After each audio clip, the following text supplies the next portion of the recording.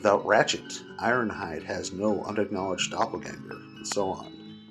But tonight I think I finally understand the root cause. The cast of my reality was fractured when I was young. Indeed, at almost the very moment when my collecting of otherworld icons began.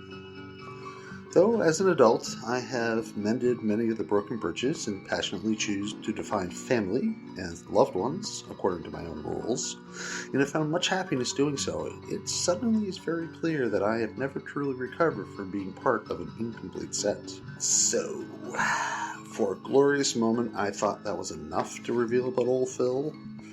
The book ended, writing pieces do tell a tale, and ultimately I've long since forgiven the psychopath and got more strength and good from him than ill. But here's the deal. I can't let him off the hook without being honest about the betrayals, and especially the betrayals of my loves. So, here goes. From day one, Phil was a power player. I may have been the vulnerable, wounded weirdo he spent the most time with, but he had others, all the outcasts and misfits, and older, serious, troublemaking boys in the neighborhood, too. Counting Phil, I think there must have been 5 of us. Phil, me, Josh, Roland, Sean. I only remember half the other lads. Except Josh, I was ultimately cruel to him, and Sean, my first neurodiverse. Phil hated Roland. I have no idea why, but Roland's in the river was a parody song with a dark refrain. Interestingly, our middle school seemed to think that friend groups should be no larger than 4. I say this because there were 4 chairs around each circular lunchroom table, and with Phil in the mix, 5 outcast the seat. Interestingly, we, the original 4, never sat together before Phil came, choosing instead to feed off the social scraps of whichever clique most liked us.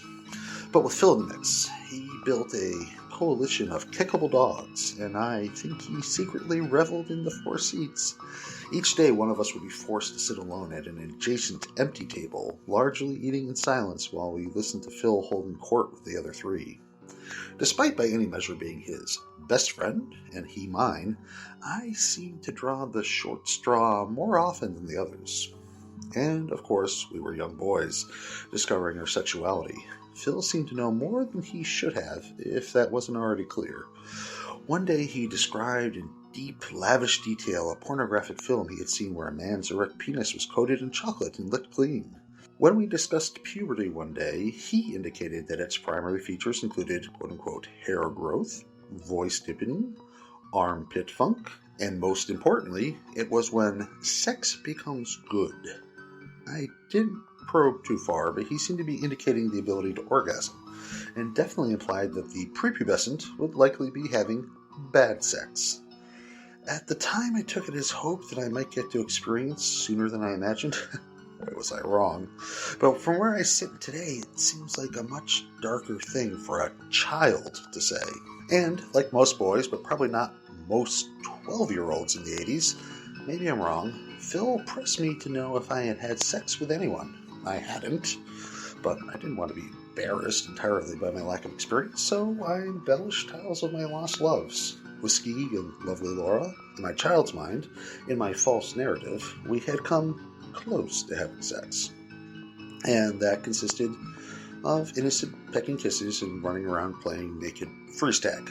None of these things were true from where I stand now, barely even sexy. Phil listened, probed for more detail. I embellished and embroidered. I wasn't worried. They were lost souls. Phil wasn't there for those years, and clearly these conversations were secret.